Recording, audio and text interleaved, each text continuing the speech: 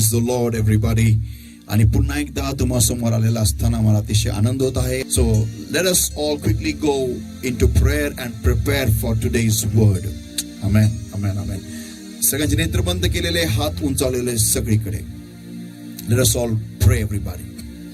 Thank you, Lord, my God. I give you the praise, I give you the worship, I give you the glory, I give you the honor, Lord, for thou art a faithful God, and Lord, there is none like thee. And blessed Lord, my God, thanks a million for this time that you given to us.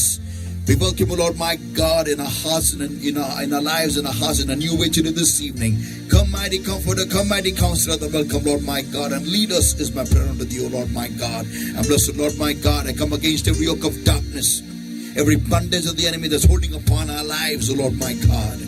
That's holding upon our beings, O Lord, my God. Upon I'm destroying the concept of the power of the Holy Ghost in the name of the Lord Jesus Christ of Nazareth. And O Lord, my God, I set us all, O Lord, my God, your people especially, free in Jesus' mighty name. But, O Lord, my God, you take charge right now, Lord, and we open up our hearts to you, Lord. You take charge and you change our lives with the power of your word, O Lord. Thank you, Jesus, for this time. In the name of the Lord Jesus Christ of Nazareth, we pray and we ask, O Lord. Thank you, Lord. Amen, amen, amen, amen. Hallelujah. Praise the Lord. आज आपण आजचं वचन वाचणार आहोत. आजचं वचन आहे योहान कुलशुवर्तमान याचा 14वा अध्याय आणि वचन 6 आपण वाचूया. योहान 14 वचन 6. Jesus said unto him, I am the way, the truth, and the life. No man cometh unto the Father but by me.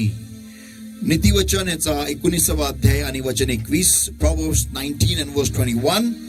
There are many devices in a man's heart. Nevertheless, the counsel of the Lord, that shall stand. Amen. आपण प्रार्थना करूया. Thank you, Lord, my God, for this time. Thank you for changing your word from Logos into Rhema, Lord. And we, beloved Lord, we vow, Lord, like always, that no man shall have your glory and no flesh shall glory in your presence, but you and you alone are worthy, Lord. And all glory belongs to you, Lord. Speak to our lives, change our lives. Give us the humility, Lord, my God, to accept change, accept correction. In Jesus' name we pray and we ask. Amen. आपण बसून घेऊ शकता. आणि आजचं वचन ख्रिस्तामध्ये समृद्धी हा माझा विषय चालू आहे. आजचा भाग 2 आहे आणि आज आपण इथून पुढचं भाग पाहणार आहोत. आपलं जे मूळ वचन आपण पाहत होतो आणि ते म्हणजे स्तोत्र 1 आणि वचन 1. Blessed is the man that walketh not in the counsel of the ungodly, nor standeth in the way of sinners, nor seated in the seat of the scornful. आशीर्वादित ख्रिस्तामध्ये होण्यासाठी आपल्याला काय काय करायची गरज आहे आणि काय काय नाही केलं पाहिजे आपण पाहत होतो. आपण मागच्या आठवड्यामध्ये पाहिलं की कसं आदाम आणि हवेनी हे एका विधर्मी किंवा एका अधर्मी व्यक्तीकडून अधर्म्याकडून काउन्सिल किंवा सल्ला घेतला आणि त्यानुसार त्यांनी कसं केलं आपण पाहूया. पण आपण मागच्या वेळेस इथपर्यंतच पाहिलं की कसं काय एक ख्रिस्तातील व्यक्ती जो ख्रिस्तामध्ये आहे त्याची जवळीकता विधर्म्याबरोबर किंवा अधर्म्याबरोबर कशी काय होऊ शकते. एखादा व्यक्ती जो ख्रिस्तात आहे तो जो देवाला मानत नाही, देवाचं भय राखत नाही, देवाच्या वचनाप्रमाणे चालत नाही, देवाच्या आज्ञेनुसार राहत नाही, असा व्यक्ती कसं काय तो व्यक्ती सल्ला घेऊ शकतो. सल्ला घेण्यासाठी आपण पाहिलं की आपल्याला व्यक्तीच्या जवळ जावं लागतं, व्यक्तीला ओळखावं लागतं, व्यक्तीला जाणावं लागतं आणि त्याहून अतिशय महत्वाचं म्हणजे व्यक्तीला आपल्याला आदरणीय ठिकाणी पाहावं लागतं जेणेकरून आपण त्या व्यक्तीचा सल्ला घेऊ आणि त्याप्रमाणे करूया. तर संत आपण पाहतो की आदाम आणि हवेनी सैतानाच्या संगती जवळ एक साधली. ज्या देवाने त्यांना बाग लावून दिली होती, ज्या देवाने अख्खी सृष्टी निर्माण केली होती, त्या देवाचं न ऐकता, त्या देवाला न विचारता ते दोघही जण सैतानाच्या समागमामध्ये वाढायला लागले. शॉकिंग गोष्ट आहे, अतिशय धक्कादायक आहे की तुम्ही कसं काय, जे तुम्ही गौरवाने आच्छादलेले आहात, जे तुम्ही देवाच्या प्रतिरूपात बनवलेले आहात, तुम्ही असं कसं काय एवढी मोठी घोडचूक करू शकता की तुम्ही सल्ला घेण्यासाठी तुम्ही सैतानाकडे जाता. संतोष आपण पाहणार आहोत की देवामध्ये अधर्मी व्यक्तीच्या किंवा अनगॉडली ज्याला इंग्लिश म्हणतो त्याच्या सल्ल्यानुसार चालणं म्हणजे काय. संत हो, उदाहरण तुम्हाला मी देतो. कल्पना करा जर का मला लग्न करायचंय, त्या लग्नासाठी मला मुलगी हवी किंवा मी एक मुलगी आणि मला मुलगा हवा आहे लग्नासाठी, तर त्यावेळेस मी काय करतो, मी ती व्यक्ती किंवा नवरा किंवा बायको मी कशी मिळवतो ह्याच्यावरती फार मला सल्ला कोणाचा मिळत आहे हे दिसून येतं. पुष्कळदा आपण काय करतो की जर का आपल्याला मुलगी आवडली तर आपण तिच्या मागे पळत बसतो, तिचं माहिती काढायला बघतो, तिचं आपण डीपी बघत बसतो, स्टेटस बघत बसतो, तिला आपण फेसबुकवर फॉलो करतो, तिला आपण इंस्टाग्रामवर फॉलो करतो आणि अनेक प्रकारच्या पद्धतीने आपण त्या मुलीला कसे करून आपल्या संपर्कात आणायचं बघत असतो जेणेकरून ती फ्रेंडली बोलायला लागेल. तसंच नव्हे तर तेवढंच नव्हे तर आपण अनेक प्रकारे तिला संतुष्ट करायचा प्रयत्न करतो, तिला फोन करून ती अशी गप्पा तासनतास मारत बसायचा प्रयत्न करतो जेणेकरून ती आपल्याला निवडेल किंवा तिला आपण हवेशी वाटूया. आणि तसंच मुलीही करतात, सायमल्टेनियसली वाईस वर्सा बोथ ऑफ देम. तर संत हो, ह्याच्यामध्ये जर का मी ह्या पद्धती अप्लाय करत आहे तर माझा प्रश्न असा आहे, ही गॉडली काउन्सिल आहे म्हणजे दैवीय सल्ला आहे का अनगॉडली काउन्सिल आहे का अधर्मी सल्ला आहे?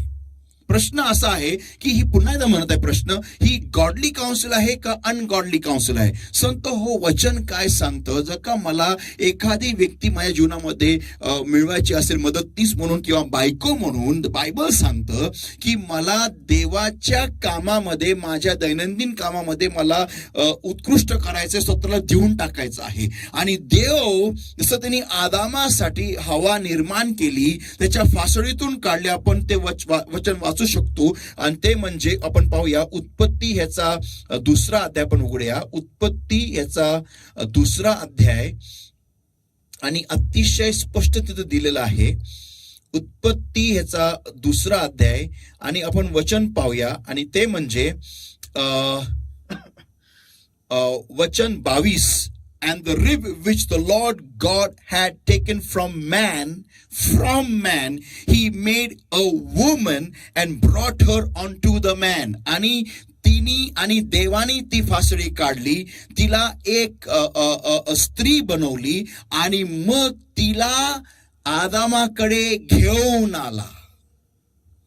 काढली, पुष्कळांना आपल्याला वाटतं की तिथं आदाम झोपला होता, तिथंच फासळी काढून तिथंच स्त्रीला बनवले आणि त्याला झोपेतून उठवले आणि म्हणाले, उठ बघ ही स्त्री. नाही संत हो, बायबल सांगतो तो देवाने तिला आदामाकडे घेऊन आला. म्हणजे तुम्हाला तुमचं काम करत राहायचं आहे. तुमचे जे काय कार्य देवाने दिलेलं आहे, मग ते देवाच्या सेवेचं असो का तुमच्या शिक्षणाचं असो का तुमच्या नोकरीचं असो, तुमच्या बिझनेसचं असो, काही असू द्या, तुम्हाला तुमचं उत्कृष्ट तुमच्या जीवनामध्ये करत राहायचं आहे आणि देव त्या व्यक्तीला तुमच्या जीवनामध्ये घेऊन येईल. पुष्कळदा आपण इथं ऍड दे, त्याला सांग, ह्याला सांग, मॅट्रिमोनी बघ, हे बघ, ते बघ, पालकांना सांग, ह्याला सांग, सगळ्यांना सांगत बसतो की माझ्यासाठी तुम्ही जोडीदार बघा, माझ्यासाठी तुम्ही लाईफ पार्टनर बघा, नवरा बघा, बायको बघा. पण संतो प्रश्न असा आहे, हे सगळं काय प्रकार आदामाने का नाही केले बरं? देवानी त्याच्यासाठी योग्य ती व्यक्ती बरोबर त्याच्यातूनच काढून दुसरीकडे तयार केली आणि तिला त्याच्यासाठी घेऊन आला. तर पण मग ही आपण काय करतो, ट्विटरवर जा, इंस्टावर जा, व्हॉट्सअपवर फॉलो कर, फेसबुकवर फॉलो कर, फ्रेंडशिप कर, हे कर ते कर. हा सल्ला काय आहे? हा सल्ला आहे अनगॉडली सल्ला, म्हणजे अधर्मी सल्ला मसलत, अधर्मी.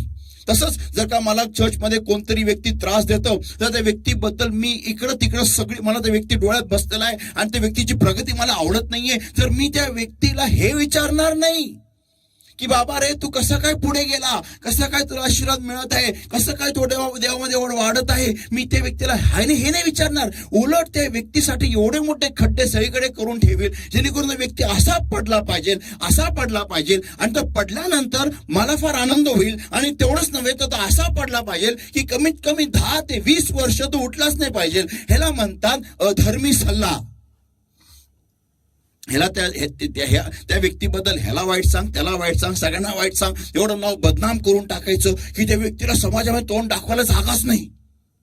हो, वचन काय सांगतं, जर का प्रभू काय म्हणतो, जर का तू वेदीकडे आलेला आहे आणि त्यावेळेस तुला कळतं की तुझ्या भावाच्या मनामध्ये तुझ्याबद्दल काहीतरी वाईट आहे, तर तुझं अर्पण तिथंच ठेव आणि जा आणि पहिलं स्पष्ट हो, समेट कर आणि मग येऊन तुझं अर्पण दे. ह्याला म्हणतात दैवीय सल्ला, गॉडली काउन्सिल. पण अनगॉडली काउन्सिल म्हणजे काय? ह्याच्या बरोबर उलट.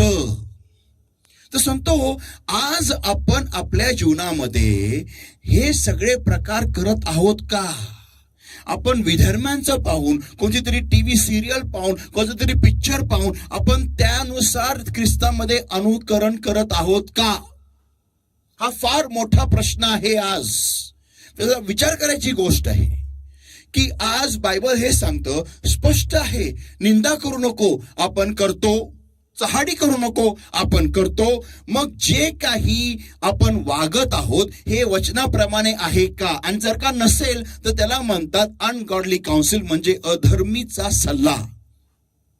जो व्यक्ती किंवा दुष्ट व्यक्तीच्या दुष्टाचा सल्ला, व्यक्ती जो देवाला मानत नाही, जी पद्धत, जी सिस्टम, जी सोसायटी किंवा जो समाज, जे लोक जे देवाला मानत नाही, देवाला जुमानत नाही, देवानुसार जगत नाही, वचनानुसार जगत नाही, आपण त्यांचं ऐकतो आणि ख्रिस्त म्हटलेल्या मार्गामध्ये तसं आचरण करतो. त्याला म्हणतात चालणे, ख्रिस्त म्हटलेल्या मार्गात चालणे.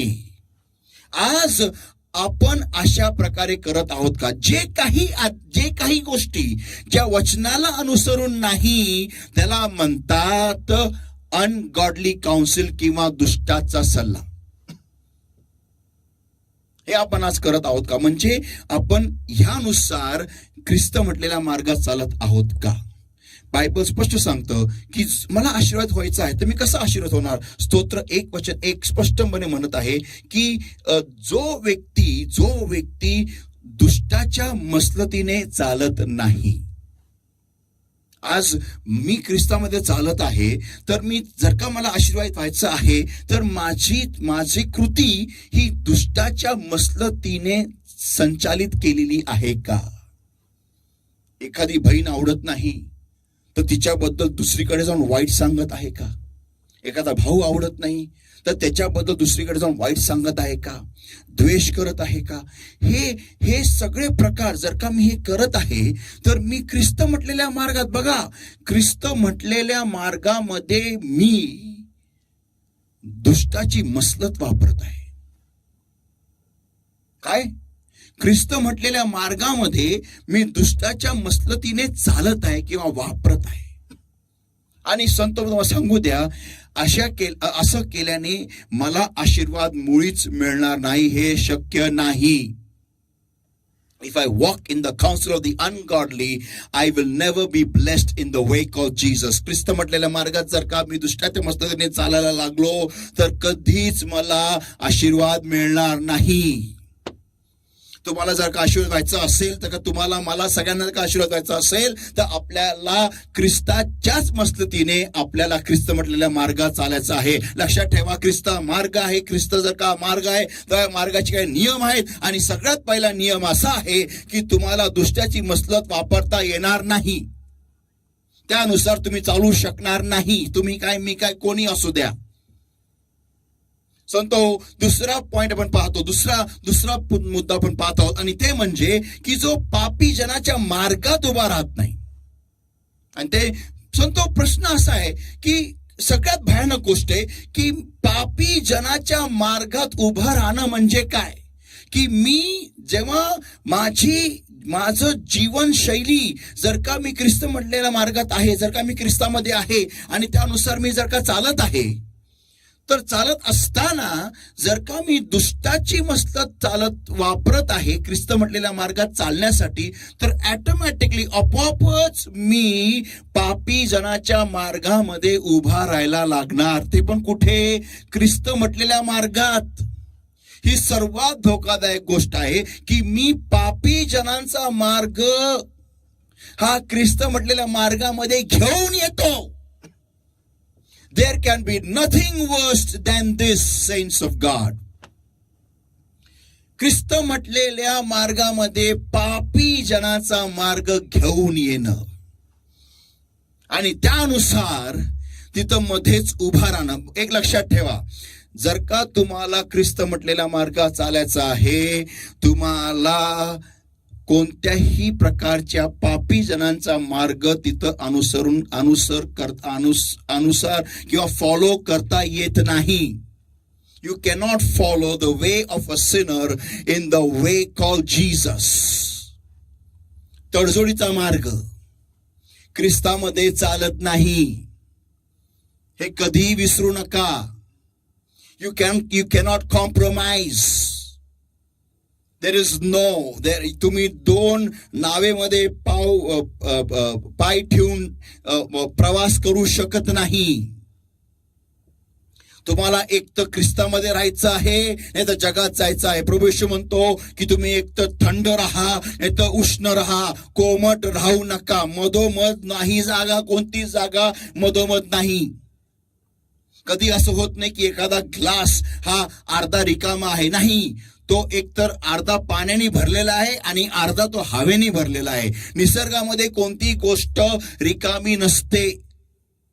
पुष्कांना वाटतं मी चर्चमध्ये आल्यानंतर देवाचा राहील, देवासारखा वागेल, आणि बाहेर गेल्यानंतर मी शैतानासारखा राहील. नाही चालणार. तुम्ही ख्रिस्ता म्हटलेल्या मार्गामध्ये आहात. जर का तुम्ही जरी तुम्ही चर्चमध्ये असो किंवा चर्चमध्ये नसो, तुम्ही ज्यावेळेस येशूला स्वीकारलेला आहे, जर का तुम्ही येशूमध्ये आलेला आहात, तर तुम्ही ख्रिस्तामध्ये आलेल्या आहात, ख्रिस्ताच्या मार्गात आलेल्या आहात. आणि तुम्हाला आणि मला आपल्याला पापी जनांचा मार्ग आपल्या जीवनामध्ये अनुसर करता येत नाही. आपल्याला करायला अलाउड नाहीये, परवानगी नाही. आपण तसं चालू शकत नाही. आणि हा पाप्यांचा मार्ग म्हणजे काय की जे जगाचे लोक करतात, काय म्हणत आहे नीट ऐका, जे जगाचे लोक करतात ते मी माझ्या जीवनामध्ये त्याचं अनुसरण करतो, त्याला लागू करतो. जे काय पापमय जीवन एक जगिक व्यक्ती करतो, ते ख्रिस्तामध्ये सुरू करणं, ह्याला म्हणतात पापी जनांचा मार्ग. आणि हिचा धोका का जास्त माहितीये का? कारण बाजूला जेवढे ख्रिस्ती लोक चाललेले आहेत ते आपल्या जीवनाकडे बघतात, अरे यार हा कसं काय करू शकतो, ही कशी काय हे पाप करू शकते, आणि तरी पण ख्रिस्तामध्ये राहते कशी काय. म्हणजे येशूला हे चालतं, देवाला हे चालतं, आणि ते आपल्या चुकांमुळे तेही धडपडतात. संत आपण पाहणार आहोत एक सुंदर उदाहरण आहे बायबलमध्ये, आणि ते म्हणजे उत्पत्ती याचा 19वा अध्याय आणि वचन 26. उत्पत्ती 19:26. इथं आपण पाहतो की लोट आणि त्याची पत्नी आणि त्याचे दोन्ही मुली पळत चाललेले आहेत आणि स्वतःचा जीव वाचवत आहेत. आणि मार्गस्थ असताना त्यांना देवतांनी स्पष्ट आज्ञा दिली होती की मागे वळून पाहायचं नाही. तरी आपण पाहतो की लोटाच्या बायकोनी मागे वळून पाहिलं, आणि वचन 26 मध्ये लिहिलेलं आहे, and she looked behind and became a pillar of salt. आणि जागीच त्या क्षणाला ती मिठाचा खांब झाली. आता प्रश्न असा आहे, ती मिठाचा खांब का झाली? पण त्याआधी एक लक्षात ठेवा, सोदोम आणि गोमोरा हे पापाचं द्योतक आहे किंवा पापाचं प्रतीक आहे. आणि तिची ओढ म्हणजे ती पळत चाललेली, देव तिला निर्देश देत आहे की तू तिथं जा, डोंगराकडे जा. देवाने एक निर्देश दिलेला आहे, एक डायरेक्शन दिलेला आहे. डोंगर म्हणजे काय? उच्च ठिकाण, प्रार्थनेचं स्थळ, एक असा एक वेगळेपणा की जे जगापासून, पापापासून तुम्हाला वेगळं करतं, एका वेगळ्या हाईटवर, लेवलवर जाऊन ठेवतं. आपण पाहतो की लोटाला आणि त्या पत्नीला तिथं जायची इच्छा नव्हती त्या डोंगरावरती. तर अजिबात पटलं नाही तिथं जाणं. ज्या लोकांना देवाच्या आज्ञेनुसार चालायची सवयच नाहीये, ते अचानक लगेच पळू नाही शकत. मुश्किल होतं. आमेन. जर का तुम्हाला माझा मुद्दा पटला असेल, पटणारच हो, आमेन लिहू शकता. ज्या लोकांना कधीच बायबल वाचन करायची सवय नाही, प्रार्थना करायची नीट सवय नाही, सवय म्हणतोय सवय, चर्चला जाण्याची सवय नाही, पवित्र राहायची सवय नाही, ते अचानक पी हळद आणि हो गोरी होत नाही. ते एक ऍड येते यायची टीव्हीवर, त्यांनी बंद केली ती ad. Monday, Tuesday, Wednesday, Thursday, Friday, Saturday, Sunday लगेच गोरी. असं होत नाही, असं होत नाही. तुम्ही किती तोंडाला काही लावा, तुमची चमडी जळून जाईल, पण तुम्ही काय गोरे होणार नाही, उलट अजून काळ्या व्हाल. Black beauty. तसंच ख्रिस्तामध्ये पण आहे. ज्या लोकांना सवयच नाही आज्ञांकितपणा, देवाची सवय नाही, काही सवय नाही, ते लोक काय करणार आहे? डोंगराकडे पळ. अरे त्यांनी देवाला जाणलंच नाही, ओळखलंच नाही. पापी जनांच्या मार्गामध्ये आयुष्यभर राहिलेले ते. आता ह्यांची गोष्ट वेगळी की ख्रिस्तात नव्हते, पण आपण ह्यांच्यापेक्षा मोठे चॅम्पियन आहोत. आपण सदोमाचा मार्ग, गमोराचा मार्ग ख्रिस्तामध्ये अनुसरत आहोत. आणि जेवढे सगळे आपल्या बाजूला चाललेले आहेत त्या सगळ्यांना आपण एक फार मोठा अडखळण म्हणून चाललेला आहोत. फार मोठा अडखळण म्हणजे आपण जगिकपणा करूया आणि लोकांना वाटणार हे ख्रिस्तात चालतं. मला आठवतं पुष्कळ माझे बिझनेसचे कॉन्टॅक्ट्स आहे, ते मला विचारतात, अरे आप में तो बहुत मजा होता है ना, या सिगरेट, दारू, लड़की भड़की, ये वो. अरे बोला हमारे में नहीं होता है.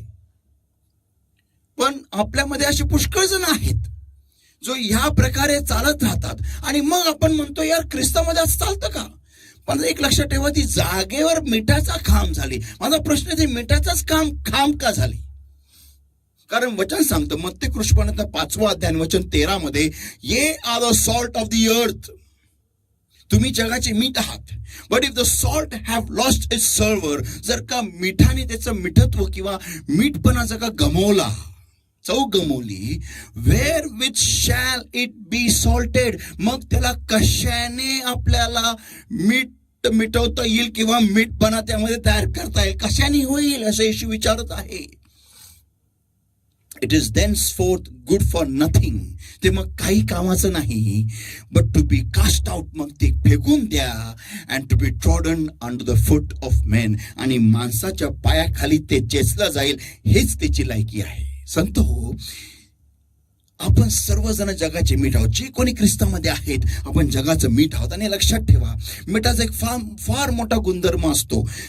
जेव्हा ते हवेच्या आर्द्रतेच्या कॉन्टॅक्टमध्ये येतं, हवेत असलेल्या आर्द्रतेच्या कॉन्टॅक्टमध्ये येतं, त्यावेळेस ते दगड बनतं किंवा ठोकळा बनतो किंवा त्याची एक गोळा तयार होतो ते मिठाचा. मिठाचा सगळ्यात चांगला उपयोग कधी असतो माहितीये का? जेव्हा ते असतं विथ फ्री फ्लो, सहजतेने असं पडणार मीठ, त्याला व्हॅल्यू आहे. मीठ हे अतिशय महत्वाचं आहे. आणि तुम्ही आणि मी आपण जगाचे मीठ आहोत. पण ज्या वेळेस आपण पापी जनांच्या मार्गामध्ये जात असतो आणि तो मार्ग आपण ख्रिस्तात अनुसरायला बघतो, त्यावेळेस आपला फ्री फ्लोपणा, the quality of being free flow stops. आपला फ्री फ्लोपणाचा कॅरेक्टर जो आहे, जो गुणधर्म आहे, तो जागेवर ठक बनतो. तो ठक, लगेच आपण गोळे बनतो, लगेच आपण खांब बनतो, खांब. आणि हा प्रॉब्लेम आहे आपल्यामध्ये. जो free flowness, the quality of being free flow stops immediately, science. आणि मग आपण सगळ्यांना आजूबाजूला लोकांना आपण एक अडखळ म्हणून निर्माण होतो. संतो, आज विचार करूया आपण, हे दुष्टाची मसलत ऐकून ऐकून ऐकून ऐकून आपण सगळेजण असे अडखळण झालेला आहोत. एक खांब झाले आहोत, खांब. ख्रिस्त म्हटलेल्या मार्गात आपण खांब म्हणून बसलेला आहोत. आणि मग आपण स्वतःलाच आपण नुकसान करतोच आहे, पण आपल्या आजूबाजूला जेवढे सगळे ख्रिस्तात चाललेले आहेत, आपल्या जीवनाकडे बघून त्यांना प्रश्न पडतो, नक्कीच तारण झालंय का रे? आणि जर का झालंय, मग येशू याला कसं काय या गोष्टी करायला परवानगी देतो? संतो, आणि मग मी म्हणतो, मला समृद्धी का नाही मिळत? मला माझ्या प्रार्थनेची उत्तरं का नाही मिळत? मला माझे आशीर्वाद कुठे आहेत देवा? संतो, ख्रिस्तात समृद्धी मिळवण्यासाठी आपल्याला दुष्टाच्या मसलतीने चालणं अजिबात नाही झालं पाहिजे. आणि मग आपण पापी जनांच्या मार्गातही उभा राहणार नाही. अतिशय महत्वाचं आहे, अतिशय महत्वाचं आहे. Council leads you to a right or a wrong action. मी परत सांगतो, मराठीमध्ये सांगत आहे, एक सल्ला तुम्हाला एकतर योग्य किंवा अयोग्य कृती करायला भाग पडेल. एक सल्ला. काय करू मी, या प्रसंगी मी काय करू. माझी कृती ख्रिस्त म्हटलेल्या मार्गामध्ये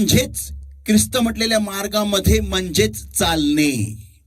मी परत सांगतो, माझी कृती ख्रिस्त म्हटलेल्या मार्गामध्ये म्हणजेच चालणे. मी काय करू.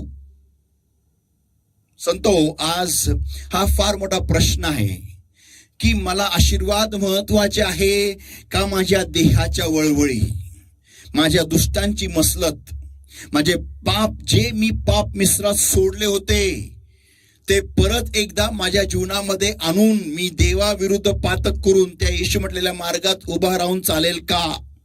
तुम्ही लक्षात ठेवा, तुम्ही आणि आपण हे लक्षात ठेवूया की ख्रिस्त म्हटलेल्या मार्गामध्ये तुम्ही पाप्या जनांच्या मार्गात तुम्ही चालत असाल, पण ख्रिस्त म्हटलेल्या मार्गात तुम्ही अडकून पडलेले आहात. You cannot walk in the way of a sinner in the way of the Lord Jesus, in the way called Jesus. पापी जनांची पद्धत वापरून ख्रिस्त म्हटलेल्या रस्त्यात, मार्गात तुम्ही आणि मी चालू शकत नाही.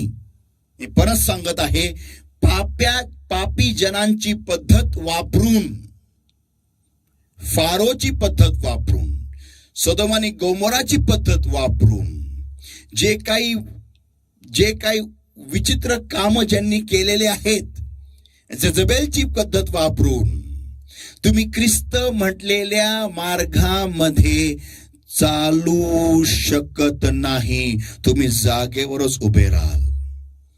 जजबेलची पद्धत वापरून, शमशोन ज्याचा कल दलायलाकडे होता, ती पद्धत वापरून तुम्ही ख्रिस्त म्हटलेल्या मार्गात चालू शकत नाही.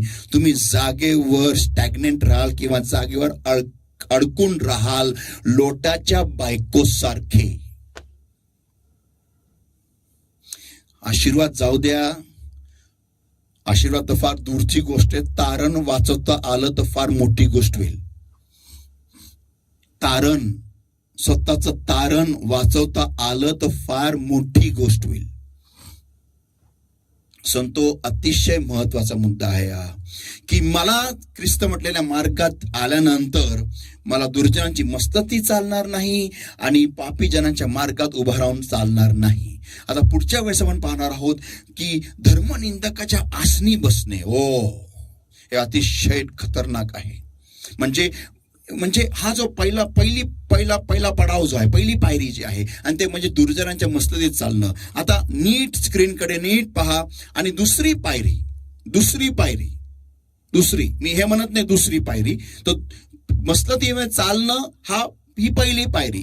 दुसरी पायरी म्हणत नाही मी म्हणत आहे दुसरी पायरी, म्हणजे दुसरी पायरी म्हणजे पापी जनांच्या मार्गात उभे राहणे. आणि तिसरी पायरी आपण पुढच्या आठवड्यात पाहणार आहे, आणि ते म्हणजे धर्मनिंदकाच्या आसनी, म्हणजे तिसरी पायरी बसणे. ओके, तर लक्षात ठेवा, तर जर का मी दुर्जनांच्या मस्ततीमध्ये चालत असेल तर मी निश्चितच दुसऱ्या पायरीवरील, नीट स्क्रीनकडे पहा, दुसऱ्या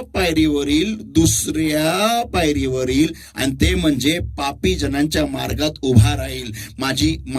मी हवेतले जगातली आर्द्रता पकडेल आणि मी एक गोळा बनेल. गोळा कधी विसरू नका. तुम्ही कोणी असू द्या, तुम्ही देवामध्ये असो किंवा नसो, तुम्ही मीठ आहात.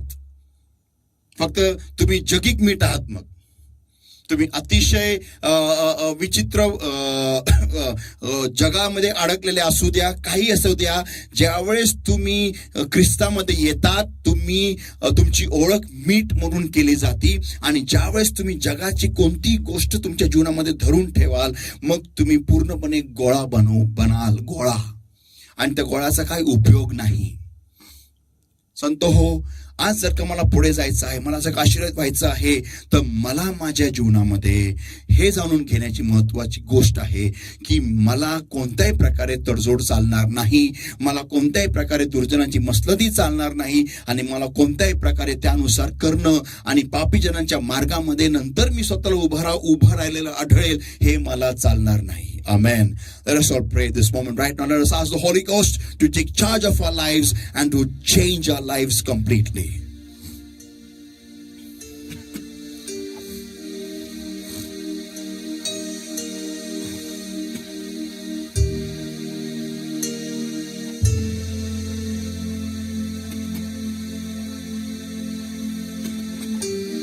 Thank you, Lord. Thank you, Jesus. Thank you, Jesus. Thank you, Jesus. Thank you, Jesus. Thank you, Jesus. Thank you, Jesus. Thank you, Jesus. Thank you, Jesus. Thank you, Jesus. Thank you, Jesus.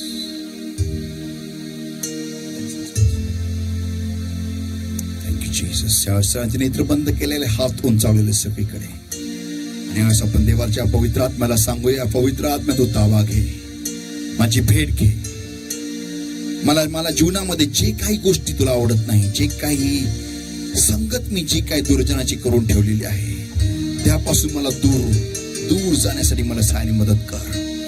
आणि जे काही तडजोडीचे मार्ग मी माझ्या जीवनामध्ये अनुसरत आहे, त्यापासून मला त्यांना माझ्यापासून दूर काढण्यासाठी मला सहाय्य मदत कर. My Savior God, to thee,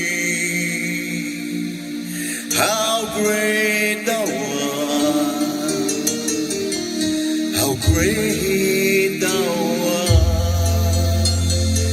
Then sings my soul, my Savior God, to thee,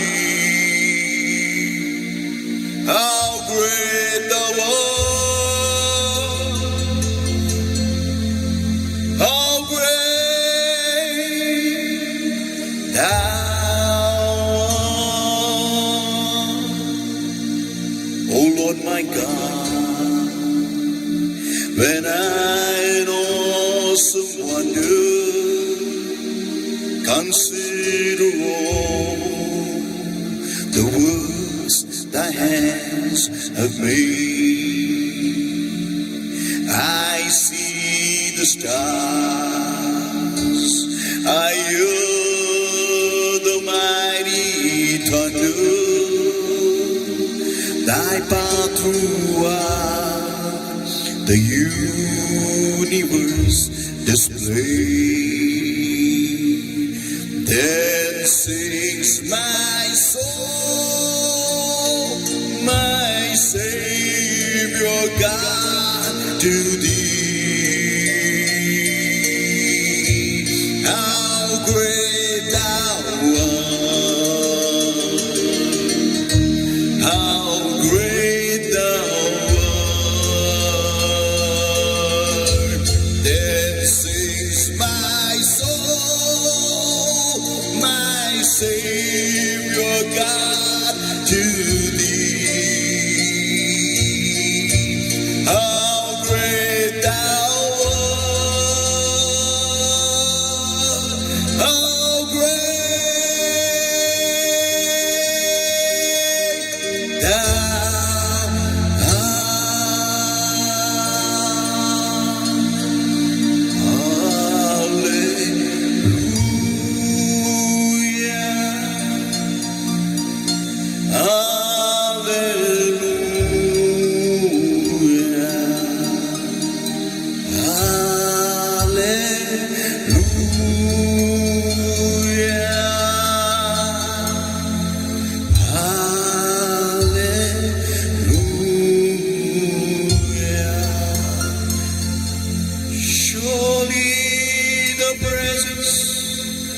of my Lord is in this place. I can feel His mighty power, and I know that He is in this place. Surely the presence of my Lord is in this place. I can feel the brush of angels' wings, and I know that He is in this place.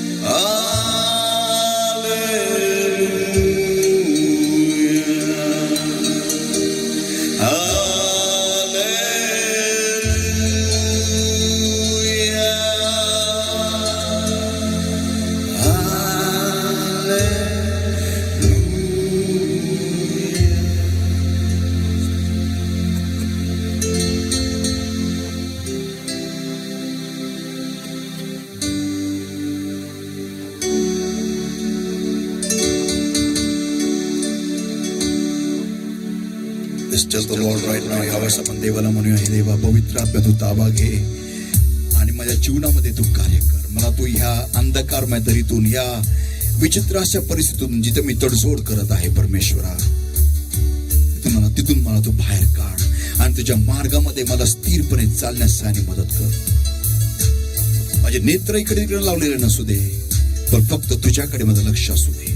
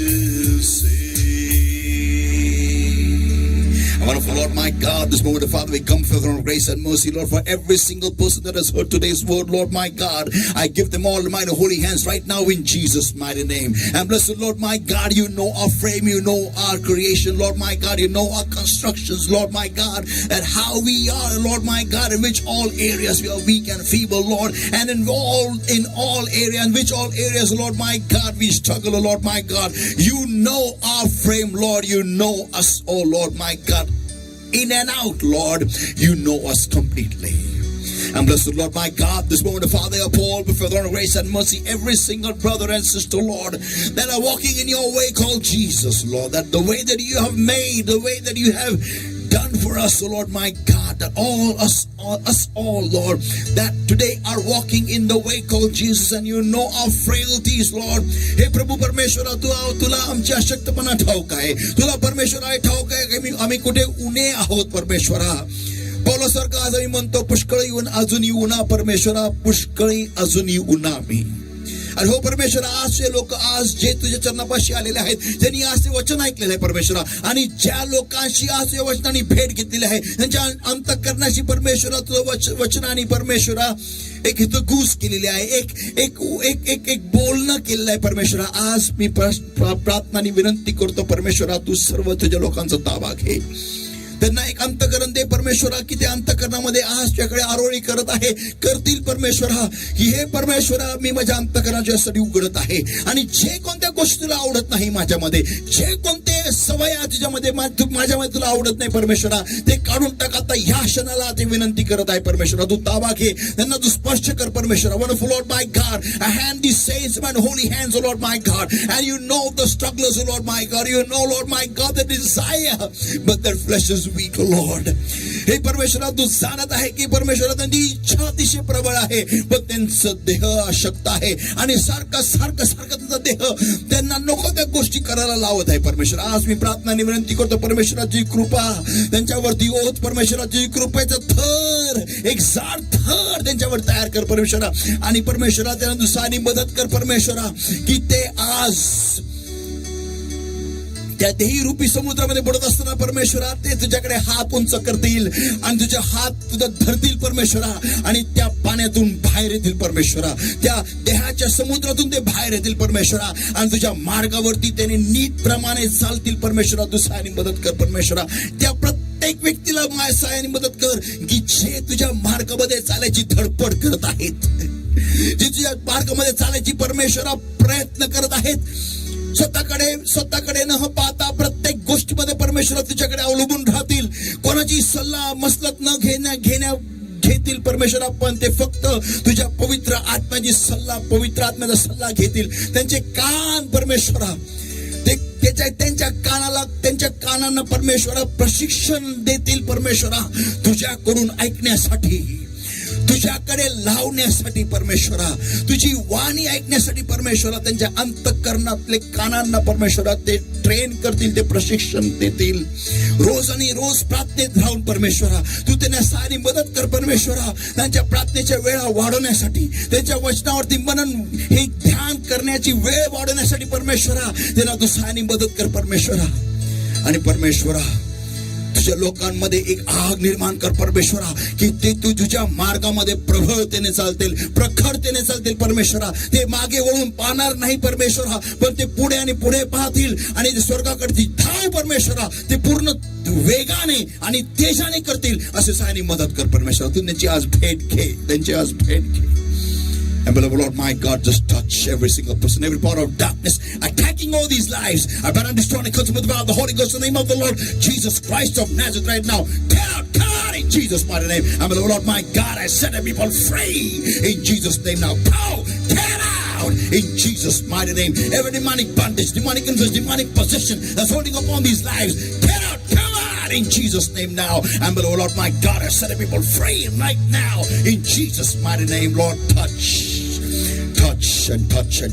and meet with the people, Lord. Change these lives and transform these lives and visit your people in a new way is my prayer, oh Lord, my God. Help your people, Lord,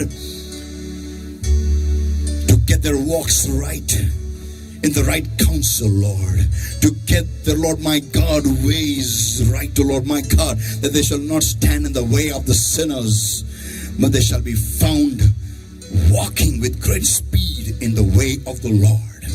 Holy Spirit of God, just move in a mighty way, and they shall stand on your word. They shall build their foundations on the word of God, O Lord. Holy Spirit of God, I give them in your hands. I pray for humility, Lord, my God. Touch, change, and transform. And anybody that is sick in their bodies right now, Lord, that is struggling with any kind of a sickness, Lord, I pray right now, I command every power of darkness, every sickness, every infirmity, every disease, get out in Jesus' name now. Come out! Go! And Lord, my God, has set your people, Lord, free in Jesus' name now. Every sickness, every infirmity, every disease, go! Get out in Jesus' mighty name. Come out! And Lord, I set the people free now. And I release your healing anointing. Just touch in Jesus' mighty name.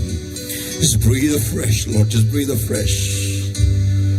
And beloved Lord, I seal your people, the spirit, soul, body, mind, heart, and life, their families, their everything.